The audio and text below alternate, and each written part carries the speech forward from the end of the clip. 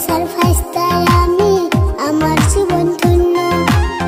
দোয়া করবেন সবাই আমার কলিজাটার জন্য।